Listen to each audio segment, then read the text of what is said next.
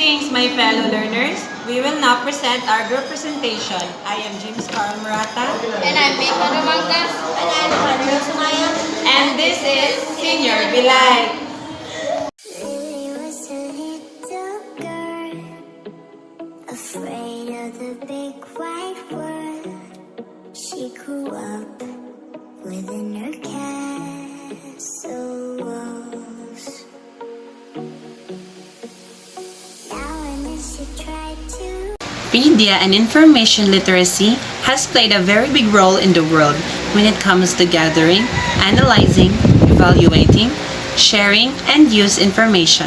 It also introduced us to many features such as finding information using the World Wide Web, establish communication using social media platforms such as Facebook, Messenger, and more. Considering all of these, what is media and information literacy anyway? Media refers to the communication channels through which we disseminate news, music, movies, education, promotional messages, and other data. People nowadays live and breathe with these various media around them. By the title itself, it talks about empowering people to think critically about information and use digital tools. And now, let us go to our topic. Our topic for today is Dimensions of Media and Information, Visual. Now, what is the meaning of our topic? These are materials, programs, applications, and the like those teachers and students use to formulate new information to aid learning through the use, analysis, evaluation, and production of visual images. Its purpose are as follows. One of it is to gain attention. Through the use of images, it attracts people to see your visual presentation and makes your information meaningful.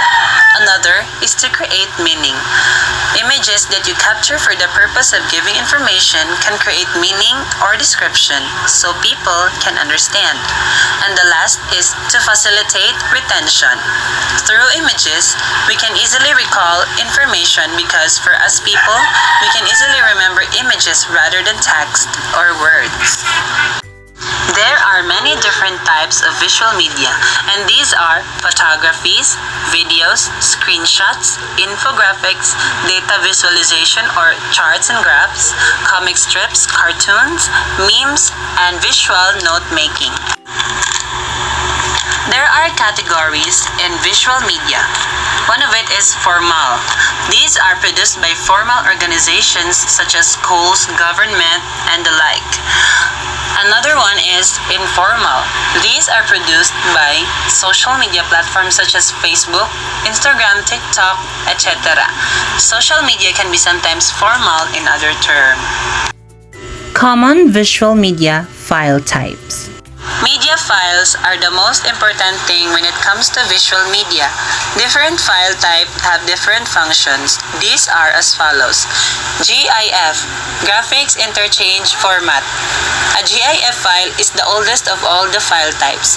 Its compression format is lossless, which means you can save the file without losing the quality. This type of file can take up less space, but the quality remains the same. JPEG or Joint Photographic Experts Group. This type of file can be identified as the middle child of the three, but this file uses lossy compression, which is it will lose its quality, but it allows the user to adjust the file size without limiting its color. PNG or Portable Network Graphics. This type of file was developed non-patented replacement of GIF. It supports lossless data compression. To find the difference of the three, you can use JPEG format for all images that contain a natural scene or photograph where variation in color and intensity is smooth. You can use PNG format for images that need transparency or images with objects with sharp contrast edges like logos. And finally, you can use GIF format for images that contain animations. In delivering information, the quality of images is also important in order to inform people with clarity. Visual design elements. Visual media, these elements are very important when it comes to making an artwork so that they can convey meaning on their artwork. Same as in media, the design elements are as follows. These elements are included in visual media. Knowing these elements can help you in creating anything that is related to visual media. Line. Describe a shape or outline. It can create texture and can be thick or thin. Lines may be actual, implied, vertical, horizontal, diagonal, or contour lines. Shape. Usually a geometric area that stands out from the space next to or around it, or because of differences in value, color, or texture. Shape may also be organic. Value. The degree of light and dark in a design. It is the contrast between black and white, and all the tones in between. Value can be used with color as well as black and white. Contrast is the extreme changes between values. Texture. The way a surface feels or is perceived to feel. Texture can be added to attract or repel interest to as a visual element. Visual texture is a illusion of the surface, peaks and valleys, resulting in a feeling of smoothness or roughness in objects. Color. Determined by its hue, intensity, and value. Color and color combination can play a large role in the design. Color may be used for emphasis or may elicit emotion from viewers. Color may be warm, cold, or neutral. It plays a major role in our visual perception, as it influences our reaction about the world around us. It is therefore important to create color palettes that evoke the appropriate audience reaction. Color has three properties. Form. A figure having volume and thickness. An illusion of a three-dimensional object can be implied with the use of light and shading. Form can be viewed from many angles. Visual design principles. Hi, I am Marjon Dandanon and we are gonna discuss about visual design principles. There are 8 principles and there are as a follow. These are the visual design principles being used in visual media. Knowing these principles can help improve your work and make your work more informative. Consistency.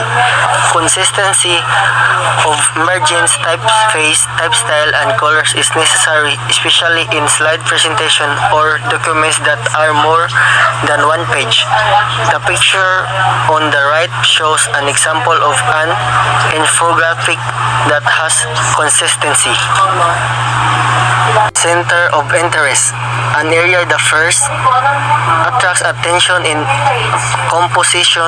This area is more important when compared to other objects or elements in composition. This can be by contrast or values, more colors, and placement in the format. Balance. A feeling of visual equality in shape from value, color, etc.